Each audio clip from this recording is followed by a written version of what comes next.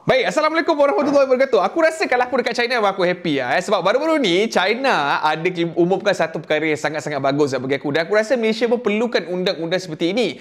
Di mana kerajaan China mengumumkan mereka akan buat satu undang-undang untuk mengawal selia aktiviti dan the birth of content creators and influencers dekat dalam negara mereka. Aku rasa, bila aku baca petikan daripada News China, aku dapat rasa bahawasanya mereka pun sedang mengalami benda yang sama dekat Malaysia.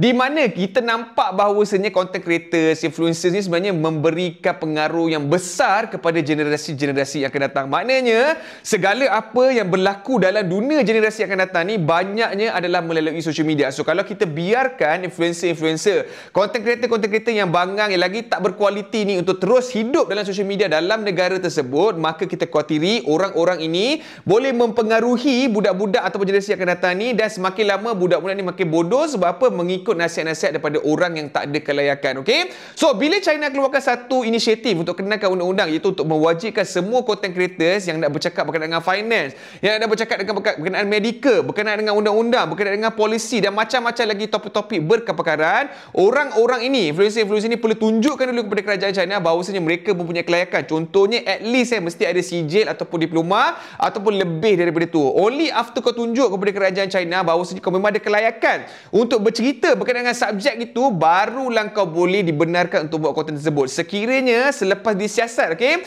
kerajaan China dapat tahu bahawasanya content creator ni memang tak ada kelayakan, man. Benda yang boleh jadi adalah akaun content creator ni boleh kena suspend dan boleh kena tutup selama-lamanya. Dan nombor dua yang paling perit bagi aku adalah, sekiranya dapati bersalah, China akan kenakan denda up to 14,000 USD, man. 14,000 USD tu besar, man. Dan aku rasa Malaysia patut ikutlah inisiatif ni daripada China. Sebab apa, kita nampak memang ramai sebenarnya influencer-influencer yang tak berkualiti, content creator yang menggunakan social media platform ini untuk menyebarkan kebencian, untuk menyebarkan maklumat palsu, untuk membuat cyberbullying dan macam-macam lagi. So, kalau kita biarkan scenery ni terus continue dalam negara Malaysia, aku khawatir orang-orang yang kita pernah lihat sebelum ni, pernah viral akibat kepada kebodohan mereka, boleh membentuk fikiran generasi masa akan datang. Dan kita nampak bahawasanya benda ni dah berlaku pun dalam Malaysia, di mana ada setengah-setengah influencer yang diagung-agungkan. Bila kita lihat balik influencer-influencer ni, hafal pun tak ada, belajar pun tak habis, lagi mau sembang. Okay? So, kepada korang, sekiranya korang bersetuju, aku minta korang drop a komen.